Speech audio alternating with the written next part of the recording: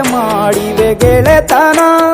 ತುಪ್ಪಕ್ಕೆ ಬಿದ್ದ ಹೋಳಿಗೆ ಗೀಗ ಬೇಕು ಮಾವಿನ ರಸಾಯನ.